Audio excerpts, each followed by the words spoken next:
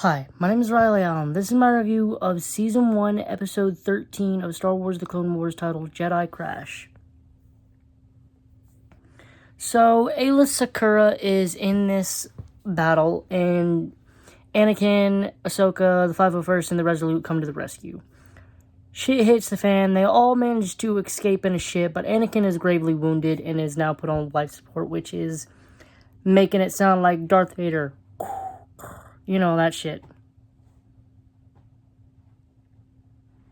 So they need to turn off the life support because they're about to hit a star and they need to change the nav computer or whatever. I don't know. So this episode is basically trying to teach Ahsoka to be better than Anakin, let go of her attachment.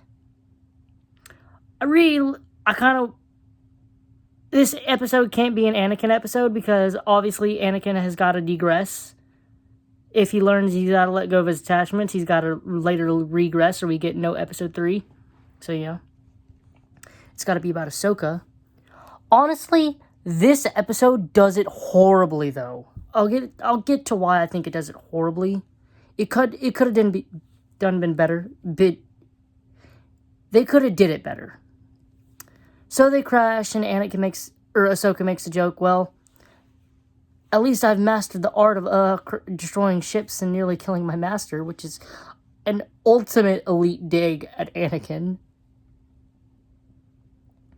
So they split off. Ayla convinces Ahsoka that she needs to let go of her attachment to Anakin and come with her. Bly, Lucky, Flash, and Cameron. While Rex stays with Anakin, holding down the fort. I kind of feel like they could have left another clone with Rex because they don't know how long they're going to be gone out there. They took like 4 clones. They could have left one with Rex. You know? Switch off, watch, whatever. So Rex is attacked by this. Anakin wakes up. I kind of feel like this episode would have benefited from Anakin just never waking up the episode, but whatever. Or maybe the last moment he wakes up, but whatever. So, because they said he was on life support, but yet he's waking up even after surviving a crash? No. But whatever. So Rex is attacked by this creature. He manages to fight it off with his stormtrooper aiming. God, don't you just love it when the clones are elite. Rex is an elite trooper until plot needs to be plot and he can't shoot worth a shit.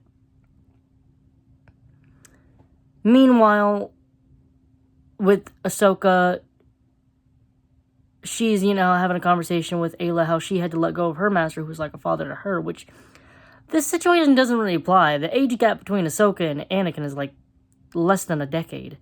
Like she's 14 and he's like 20. If anything, is like a brother. Also, Ayla Secura's master is Quinlan Voss. Yeah. So they're attacked by those same creatures that attack Rex and leaving only Bly, Ayla, and Ahsoka. They manage to reach this village, and I love these creatures, especially the leader. And this is something I'd never noticed until this rewatch. He says that the reason they colonized this world was to escape the Clone Wars, meaning that this is not their home world. In my opinion, this is my theory, their home world was attacked by either the Separatists or the Republic, to attack the Separatists or whatever. And their village was destroyed, so they escaped.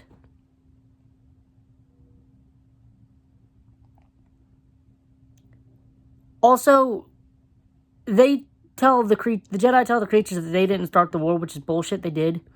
They started the war by going to Geonosis to rescue Anakin, Obi-Wan, and Padme. Granted, if they'd have waited like a week, the Separatists would have started the war, but, I digress. They started the war. And I do think that the leader is a bit too ideological, in his pacifism. There's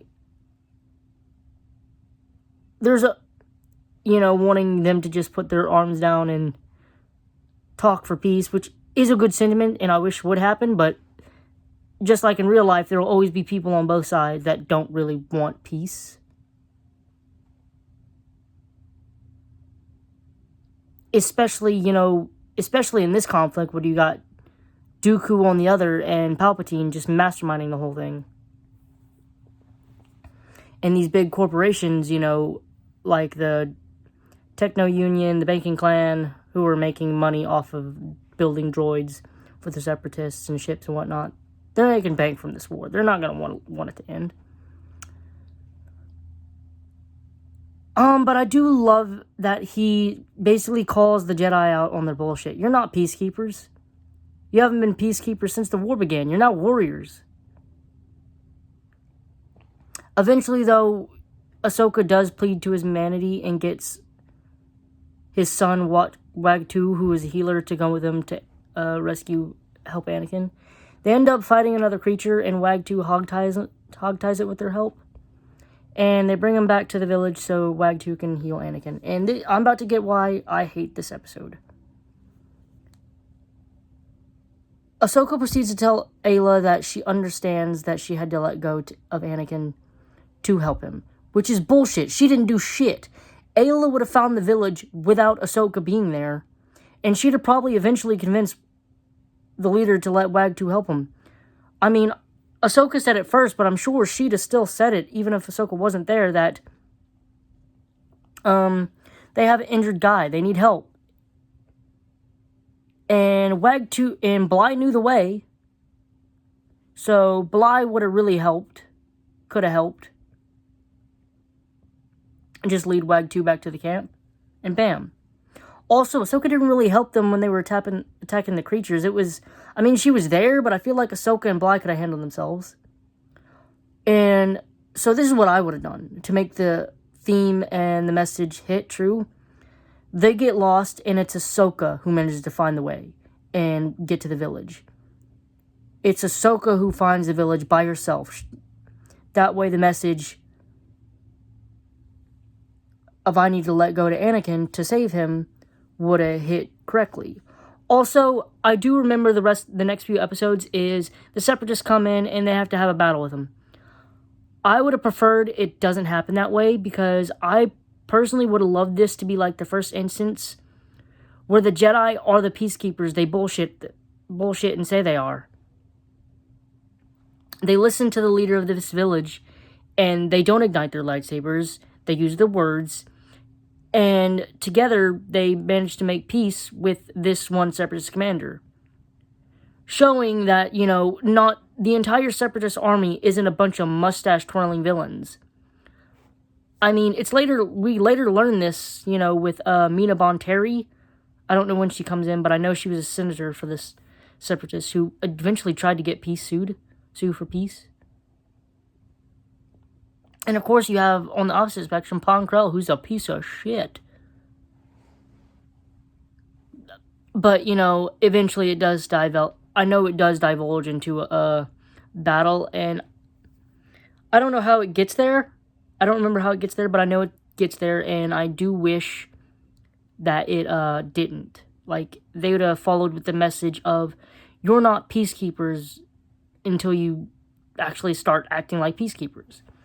And I thought that, and I think it would have worked because it kind of seems like that's what Ayla is kind of, you know, understanding. I mean, granted, I don't remember exactly how we get what point B is. I just know point C is a battle with the Separatists. So, you know, I'll watch the next episode and see what point B is, I guess. Overall, though, I do think this is a step down from the last few episodes due to, like, it could have been better just with the, you know, changes I mentioned, because it made Ahsoka learn this lesson, but for dumb reasons. Like, they needed her to learn this lesson, but they didn't really give her a reason to learn.